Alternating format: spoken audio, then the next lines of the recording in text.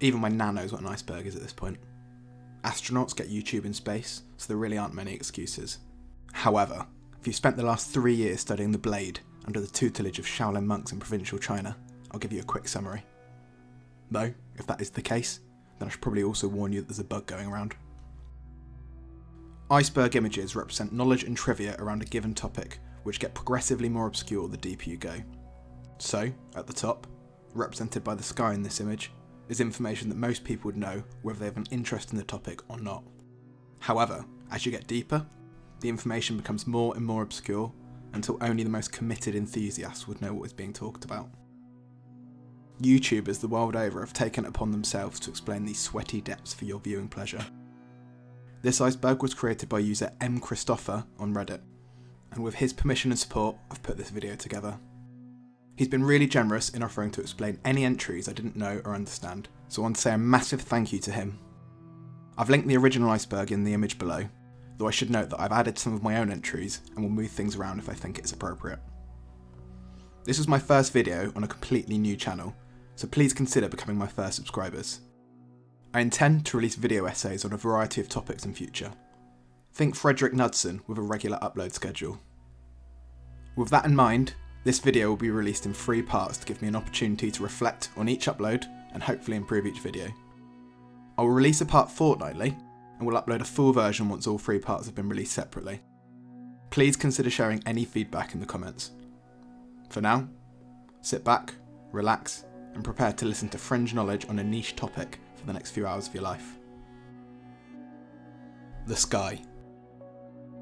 Most of this layer will come as no surprise to you if you're watching this video. It requires very little specialist knowledge and is largely made up of pop culture references. I'll try to explore these topics beyond face value though. DM. Starting off with the most important person at the table, many people will already be aware of the concept of a DM or Dungeon Master. The Dungeon Master is the person responsible for planning, organising and controlling encounters, adventures and campaigns for players. D&D is not a linear game and is often thought of as a system to allow players to experience, influence and create their own stories within a game world with set rules to act as a guide. DMs are both the interpreter and arbiter of the rules, being the final decision maker on all rulings, and are responsible for creating and maintaining a consistent game world. DMs provide descriptions to characters throughout their journeys on what they're experiencing at given moments. The role is complex, as they must have a deep awareness of both game mechanics and lore, and walk the delicate lines between balance, storytelling, and allowing creativity from players. It really is an art form when done right, and you should all remember to show your DMs appreciation, if you have one. Stranger Things. Stranger Things is a sci-fi horror series set in the 80s. Appropriate adjectives might include stylish, thrilling, tense, and touching. The plot surrounds a group of friends growing up in small-town America, facing creepy, paranormal, and just, generally, strange things. The boys have the quintessential nerdy qualities we've come to expect from underdogs in television, and true to form, and the reason Stranger Things is in this video, they play a certain role-playing game. The representation of D&D in Stranger Things plays a bit fast and loose with rules, sometimes forgetting who should be rolling when, but it certainly captures the feel of the game. The group, arguing over what they should do next for far too long, borderline metagaming, until the DMs finally had enough and makes them decide right then. And the mum, coming in to interrupt the session, was a familiar occurrence in our group well into our 20s. The hardest part in the latter series is watching Will want to play D&D when his friends just aren't interested anymore. We've all experienced the death throes of a group tapering out. I should be clear though, the relevance of D&D in Stranger Things goes beyond a game we watch the characters play. It's used for story exposition, and there are even parallels between the games they play and eventual plot points. To give a few examples, the Upside Down is explained in reference to the Veil of Shadows, Mind Flayers are used to explain a creature in the 2nd season, and Will's death and theft by both the fake and real Demogorgon feel like a clear example of foreshadowing. Speaking of foreshadowing, Stranger Things isn't the only series to reference D&D. Community. Before Rick and Morty, Dan Harmon's breakthrough hit was Community, a charming sitcom filled to the brim with pop culture references, misadventures, and as you can probably guess, a D&D episode or two. The first episode showed a depressed character called Fat Neil being made fun of. Neil loves D&D, so Jeff, for what we later find out is from the guilt of coining Neil's nickname, pretends to be interested in D&D and organises the game with Abed as DM. Pierce, being insensitive and tactless, isn't invited.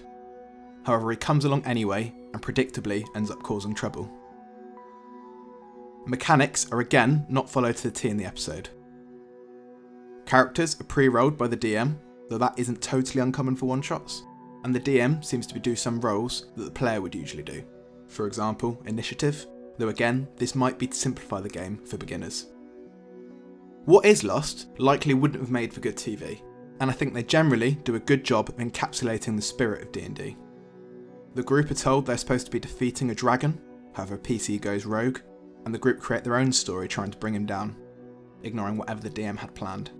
And what could be more D&D than that? The episode is called Advanced Dungeons and Dragons, and the observant might correctly deduce that it is based on the second edition of D&D. An interesting juxtaposition to the Stranger Things entry is that where Stranger Things used D&D to foreshadow plot points of the series, in Community, Pierce brings real life into the game when through magic he transforms Fat Neil's PC from slim to fat, making fiction match fact. The second D&D episode again uses the game as a medium of storytelling rather than purely as a narrative device or point of intrigue as in some other media references. During the episode, Dan Harmon speaks to the viewer through Abed and expresses his own apprehension with doing a D&D episode sequel. However, he eventually takes the chance to prove he can do so satisfyingly. Meta. In the sequel, Advanced Dungeons and Dragons, the group organise a D&D session between a father and son with a fraught relationship to reunite them on a campaign to take down an evil necromancer. Though predictably, the D&D loving son is not so easily convinced to make up with his father, and uses his own player's prerogative to resist the attempts. The episode is epic, and as a bit of fan service we do get to glimpse fabulous Neil still doing the rounds on campus. Oh, and the first D&D episode was pulled from Netflix because of the presence of blackface. E.T. This is the last reference to films or series in this section of the iceberg. The film needs no introduction, but to give a brief and inadequate one, Elliot, the protagonist, discovers a stranded alien, E.T., and the film follows Elliot and E.T.'s attempts to help E.T. find his way home. In the movie, no reference is made to Dungeons and Dragons due to licensing issues. So, to protect Spielberg, for the rest of this entry, we'll be talking about T&T, which has absolutely no similarity to D&D. Spielberg used T&T before filming as a way of encouraging the cast and crew to feel like they were a family. One session even took place at Harrison Ford's house. We've seen historically the damage Hollywood can impart on young actors when they are not treated well, so Spielberg was doing it right. Thankfully, gone are the days of flagrantly feeding pet pills to young actors, creating tragic figures like Judy Garland, though I'd be remiss to suggest there is not still rampant exploitation. Anyway, the game of T&T is seen towards the beginning of the movie, and whilst it lacks the immersive storytelling we all feel when we play, I suspect it is an accurate reflection of how we sometimes look. Shouting random item and spell names at one another in a dimly lit room. There is a familiarity to the structure of the game, though the lack of precision and detail is apparently intentional, specifically to avoid the aforementioned licensing issues. According to Robert McNaughton, the actor who played Elliot's brother Michael, the final scene of E.T. was originally scripted to show Elliot acting as DM in a game with his brother and his friends, showing that he had been accepted by them, and eventually the camera would pan out to show that Elliot was also still in contact with E.T. via communicator. Whilst it sounds like a tidy, happy, slightly cheesy ending, the one we got was definitely better and is what makes the movie such a classic. Stephen Colbert. Known for The Late Show and The Colbert Report, Stephen Colbert is a popular TV host, commentator, and comedian. From a young age, he reportedly enjoyed sci-fi and fantasy novels, and in his teens immersed himself in RPGs, especially D&D. Through the years, Colbert has made numerous references to his love of fantasy, heroically showing an impressive knowledge of the Tolkien mythos when questioned.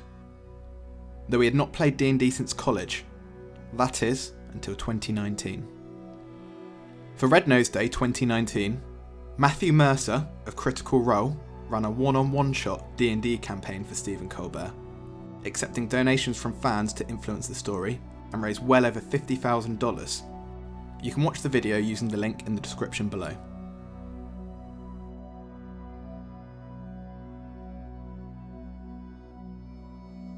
Vin Diesel. If you only know Vin Diesel from the Fast and Furious or XXX series, you might assume he's just a meathead bro. And whilst he most likely is a meathead bro, he's also a massive nerd. He's been in quite a few sci-fis and comic book films and seems genuinely passionate about them in interviews. From what I remember, he's pretty good in Pitch Black, even if the Riddick series eventually drops in quality. Though I should qualify with a note that I was 8 or 9 when I watched it, so I wasn't the most discerning moviegoer. He also plays Groot in Guardians of the Galaxy, though that could equally be for passion or dinero on the Marvel gravy train. What we do know is that Vin Diesel's deepest nerd passion was, and is, with D&D, and it's been reported that he often gets castmates to play with him, including Dame Judi Dench. If you want to see him play, he sat down with Nerdist and Geek and Sundry to play a game, which you can watch in the link in the description below.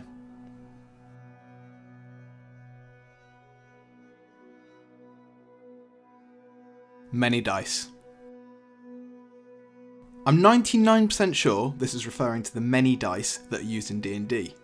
However, I was too embarrassed to ask M. Christopher about an entry in the Sky level, so I thought I'd save my questions for the more obscure entries later. If I have missed something here, it's totally my bad. I should emphasise that M. Christopher has not set me an arbitrary limit on the number of questions I can ask. Only my own sense of shame has set that. In D&D, players usually require a D4, D6, D8, D10, D12 and D20 dice at a minimum, though most sets also include an additional D10 marked in the tens so percentages can be rolled, effectively making the two D10s a D100 when used together. As anyone who's played D&D knows, lots of roles use the iconic D20, so a popular addition is simply an extra D20. This, for example, can be useful when players roll with advantage or disadvantage. Initially, D&D did not use the current D10 dice shape, the pentagonal trapezohedron, and instead used a D20 where the numbers 0 to 9 each appeared on two faces. This is because the dice sets were originally made and sold by an educational company and only adapted by TSR for the purposes of D&D. The D4, D6, D8, D12 and D20 shapes are the platonic solids. The 5 platonic solids are the only regular polyhedrons, which is the reason they were sold as an educational product. Yes, that does mean that not only were D10s a later addition to D&D, but they are also the only non-platonic die. Apologies to those that will now leave this video with an irrational hatred of D10s. Satanic Panic. As we all know, D&D is a gateway drug into the Church of Satan, and we each learnt our pagan ways through the rituals and ceremonies depicted in the player's handbook. In all seriousness, whilst it might sound silly now, there really was a moral panic surrounding D&D in the 80s, particularly amongst Christian groups in the US, claiming that D&D was promoting Satanism to young people. It was said that D&D encouraged everything from devil worship and suicide to homosexuality, prostitution, and even cannibalism. These are of course completely unfounded claims, and whilst I won't rebut all of the accusations, the American Association of Suicidology, US Centre for Disease and Control, and Health and Welfare Canada all found no causal link between fantasy gaming and suicide. We'll see later that suicide in particular was the spark of the moral panic, which makes it such a pertinent point to address. Whilst our in-game characters may have committed crimes against humanity, the average player is only guilty of crimes against our DM's patience.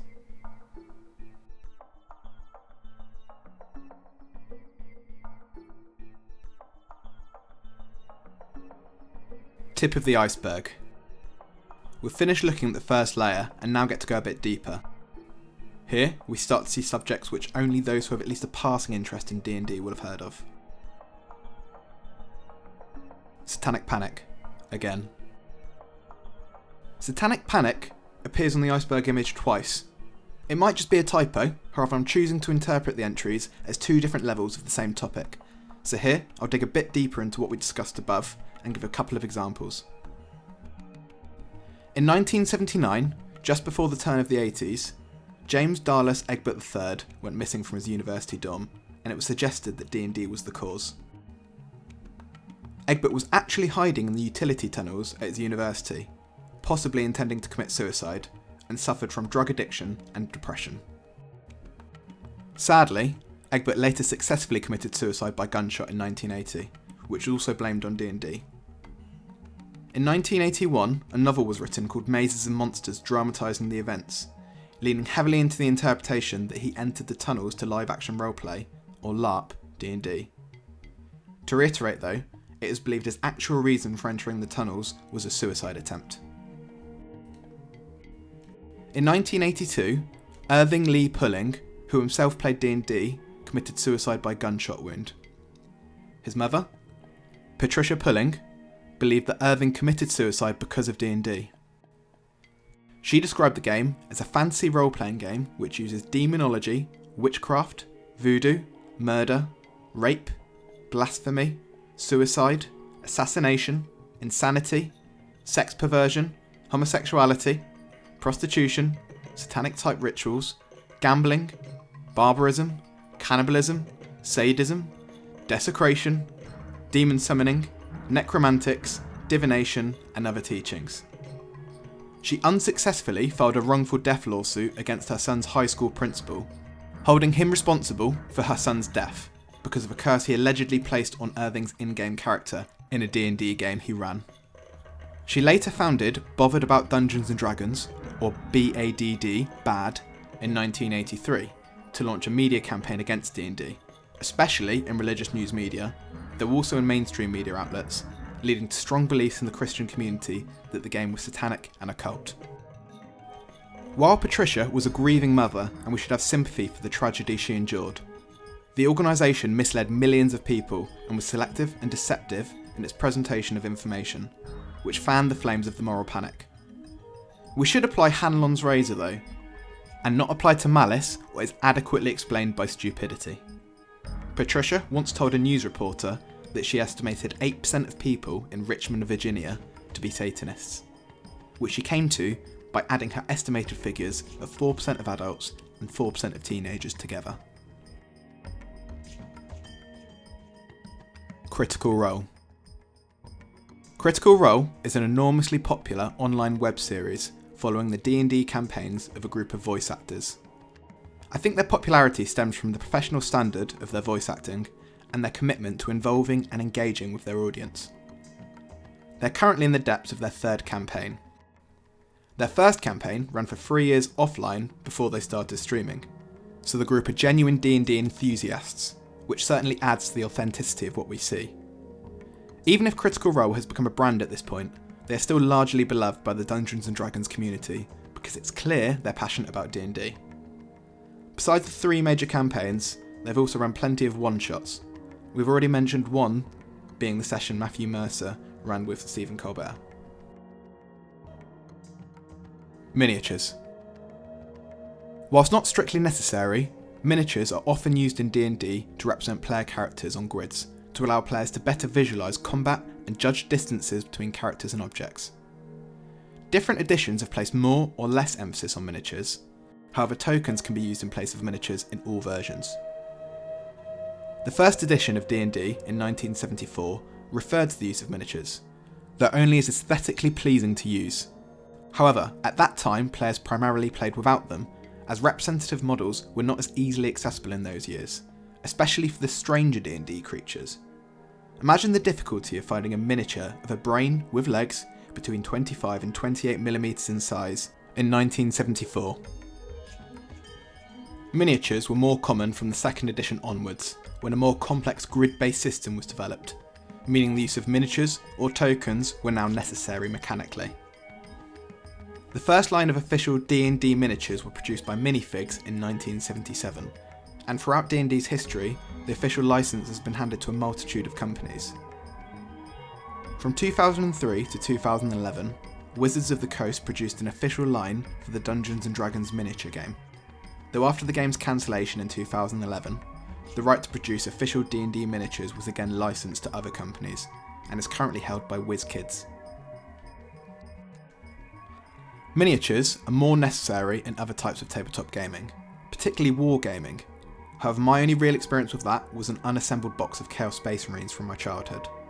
Though more recently I have played a few games with tabletop Blood Bowl 7s, which I very much enjoyed. Still, burning money is a cheaper hobby, so I won't push it.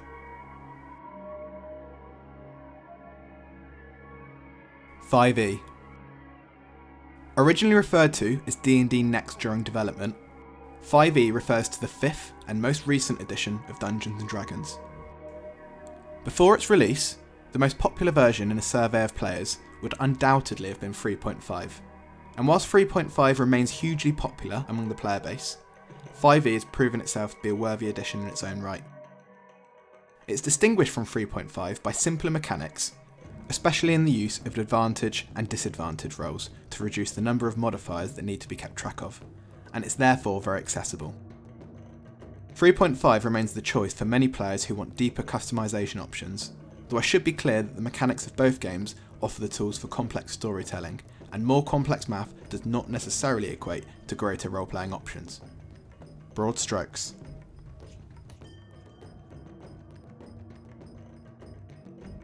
The Forgotten Realms. Forgotten Realms is the high fantasy campaign setting which is most often associated with Dungeons and Dragons. The planet the Forgotten Realms is set on is called Toril, with Faerun being the continent where Forgotten Realms stories are predominantly set. Other settings exist on the planet Toril, some of which we will look at deeper into this iceberg. These settings are either supposed to be played independently of Forgotten Realms, or, in some cases, can act as add-ons. Forgotten Realms is the default setting for the 5th edition of D&D, and is the setting for a large amount of D&D media, including games like Neverwinter Nights and Baldur's Gate, and books like the Elminster series by Ed Greenwood. The last example is particularly relevant because Ed Greenwood is the creator of the Forgotten Realms setting. He had been developing the setting since he was a child, and later used the setting in his own games as a DM. From 1979, he began to publish stories based in the setting in the Dragon magazine, though this and later content was reportedly less dark than his own campaigns as a DM. In 1986, TSR, the original publishers of D&D and the Dragon magazine, approached Greenwood and asked him to prepare official Forgotten Realms material for a new official Advanced Dungeons and Dragons setting, which he enthusiastically agreed to. Greenwood has been involved in the production of Forgotten Realms material ever since, continuing to publish novels in the setting. This development of course follows some quite dramatic changes at TSR, though I'll elaborate on those later in the TSR section. For the purposes of this entry, the key information is that TSR were looking to move away from Gary Gygax's World of Greyhawk as the main setting for D&D.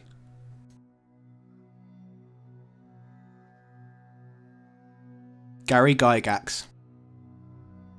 Along with Dave Arneson, Gary Gygax co-developed Dungeons and Dragons, completing the game in 1974. This was not Gary's first foray into game development, as he had developed a miniature-based game called Chainmail in 1971. Gary originally founded TSR with Don Kay in 1973, specifically to self-publish their products, as they reportedly had trouble finding publishers for D&D. That is a decision which has not aged at all well for those publishers. Later that year, Brian Bloom was brought in as an equal partner in TSR. Again, I'll save the machinations of TSR for the TSR entry later in the iceberg. Though it would make George R.R. Martin proud. Really juicy stuff. As you might expect, Gygax had an interest in gaming from a young age, particularly miniatures, wargaming, and LARPing. Gygax reportedly used to explore the tunnels below his hometown, which combined with his love for pulp horror and fantasy novels, explains both the dungeons and the dragons. Gygax himself also claimed that the reason he placed such an emphasis on chance in the game came from his role as an insurance underwriter, where he regularly saw normal people's plans scuppered by bad luck. So the stars truly aligned for the inspiration and creation of D&D. In his personal life, Gygax had 6 children and was married twice. One famous story is that his first wife, at one time during her second pregnancy, thought that Gygax was cheating on her because he was always busy and spent a lot of time away from her. However, upon trying to catch him in a compromising act in their basement, she instead found him role-playing with his friends. Some things never change. Gygax and his first wife were at one point Jehovah's Witnesses, though they eventually disassociated, likely due to the tension created from Gygax's smoking, drinking, and involvement with D&D at the height of the moral panic. On top of drinking, Gygax was a user of marijuana and later cocaine. It was during the time he was living in Hollywood, working on a licensed D&D cartoon, that his marriage broke down, which coincided with affairs. Real ones this time. In his later life, after leaving TSR, Gygax continued to work on games, did some voice work, and even wrote a preface to the 1998 Return to the Tomb of Horrors adventure. Gygax unfortunately died in 2008, widowing his second wife Gail.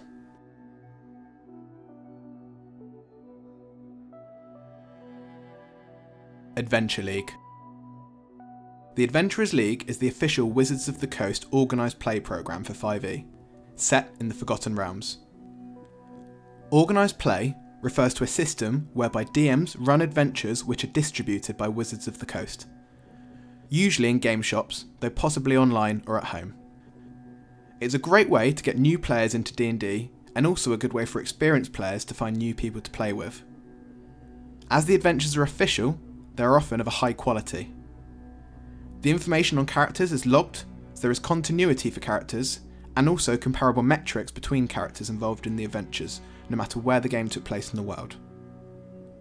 Practically, organised play is not just a way for Wizards of the Coast to engage with players, but also encourages engagement from gaming shops, who are offered discounts by increasing their Wizards Play Network level through reporting player engagement. The Adventurers League runs different story arcs every season, each based within the Forgotten Realms, as I already mentioned, and it's currently in its 11th season.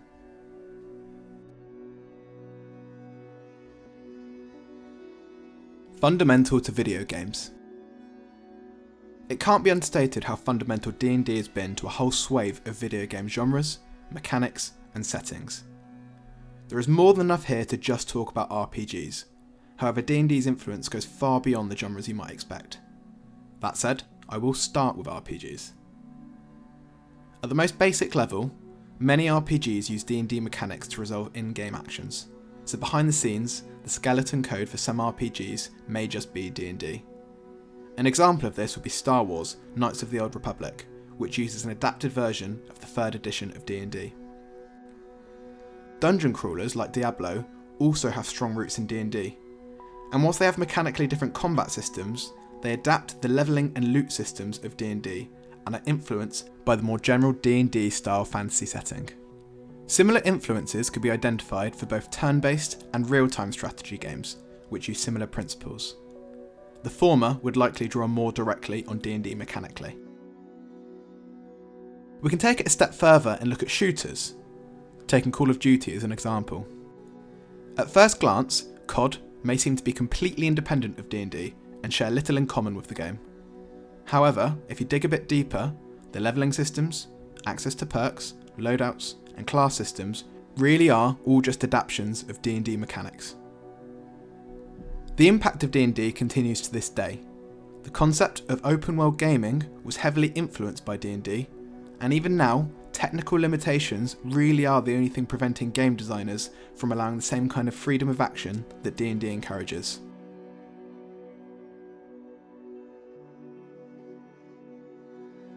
D&D movie.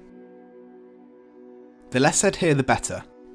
The 2000 Dungeons and Dragons film was a terrible, generic fantasy with few redeeming qualities, as were its 2 unrequested sequels.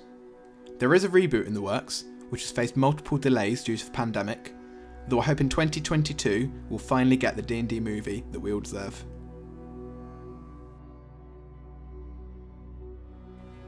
WOTC.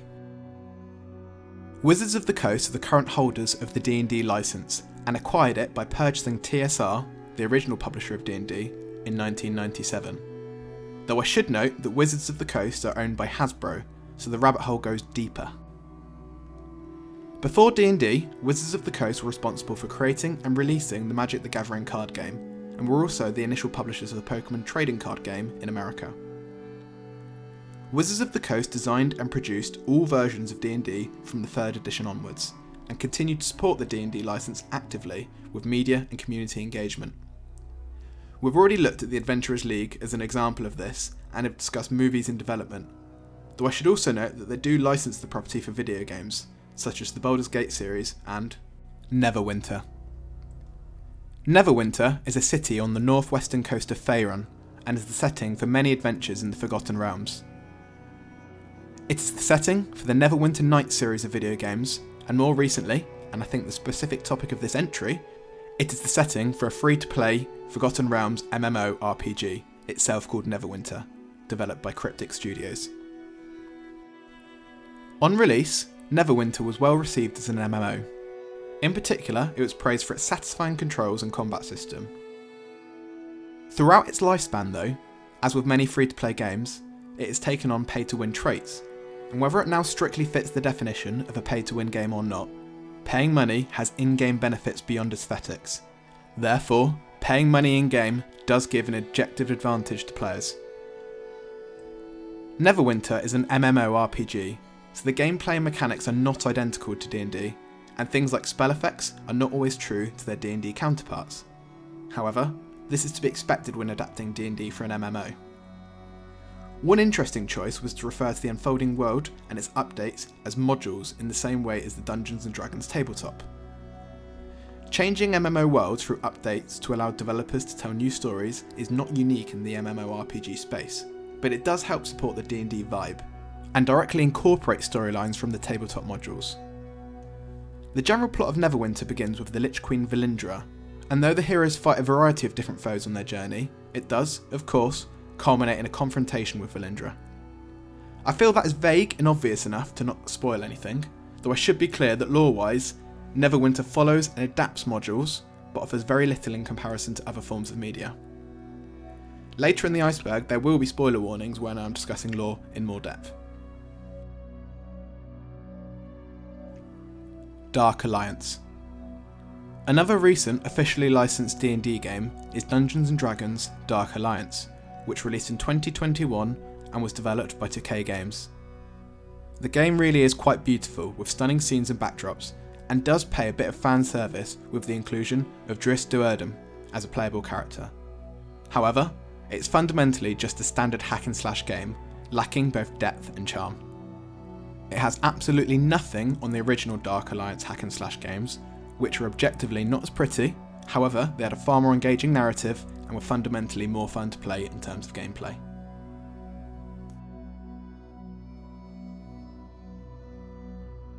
Tiamat.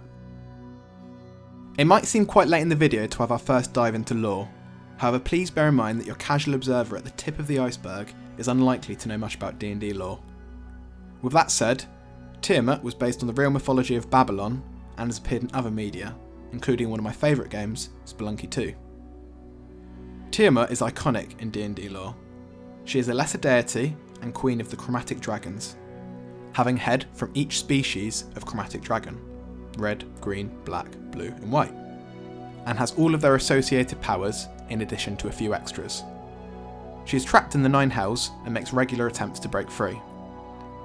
There is no definitive answer as to exactly why Tiamat is trapped in the Nine Hells, though some suggest she was locked away after slaying a giant deity, whilst others suggest she was sent there as a punishment for opposing the gods when they came to the material plane. Tiamat, at a certain point, infiltrated the Cult of Dragons and subsequently morphed their agenda to suit her goals through her agents. There is a dedicated Church of Tiamat. Her church is an evil one, where clerics are tasked with increasing hordes of wealth and sabotaging other faiths. Tiamat is an evil dragon and is often in conflict with others, particularly with her brother, Bahamut, as well as members of the Anthuric pantheon. As with many dragons, Tiamat is vain and looks down on humanity and mortals in general. She believes dragons should have dominion over the realms and has sought to control the realms at different points in history. She has had 3 main avatars: the Dark Lady, a woman with long dark hair and black eyes, the Chromatic Dragon, a stubby-legged dragon with 5 chromatic dragon heads, and the Undying Queen, a Dracolich version of the Chromatic Dragon.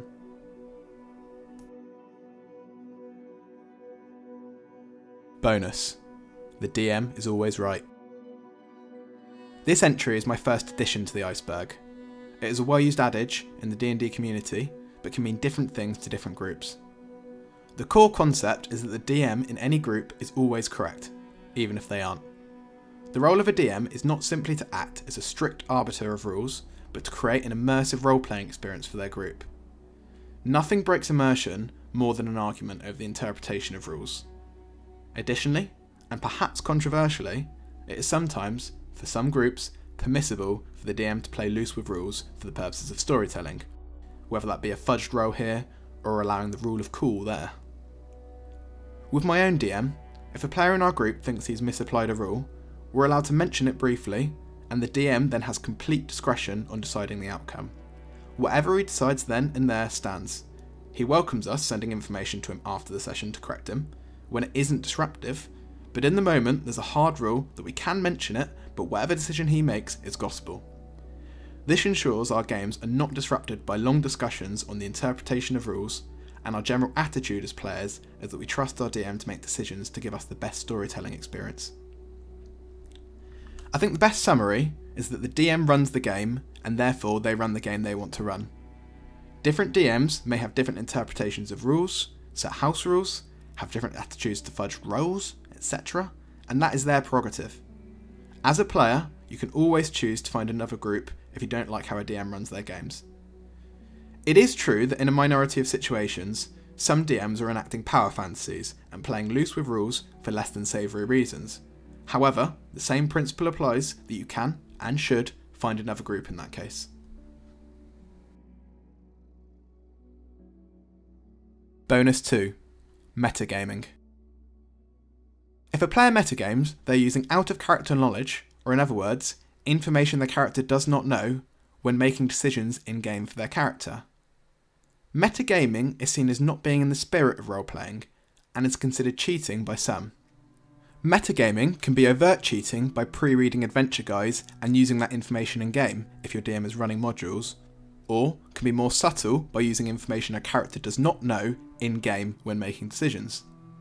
It can even include a player's own knowledge of mechanics, though this certainly becomes murky in encounters when players are incentivized to use the actions most likely to keep them alive. A subcategory of metagaming, in my view at least, is min-maxing or power gaming, where a player chooses skills and perks which provide them with the most objective power, rather than those which might best suit their character. In some cases, efficient allocations and selecting the most powerful skills might be justifiable in character, though this sort of character can fall into the trap of being a boring carbon copy. And additionally, players could still be using their out-of-character knowledge of game mechanics to influence their decisions. Power gaming can also result in power imbalances at the table, which risks sidelining other player characters. There are different levels of metagaming, and while some are more innocuous than others, generally, minimising most forms of metagaming will result in a better role-playing experience for everyone. End of part 1. And that was the last entry for this video. We've really only scratched the surface of what's to come, and we have gems to look forward to, like the story of Sir Barrington, and the most drama-filled story of all, the general operations of TSR. Iceberg videos always get better the deeper you go, so don't forget to subscribe and click the notification button so you can see the next video as soon as it's uploaded. I intend to have it ready for release this time in 2 weeks, though as a new YouTuber, I'm aware I'm particularly susceptible to grossly underestimating workload, so maybe free?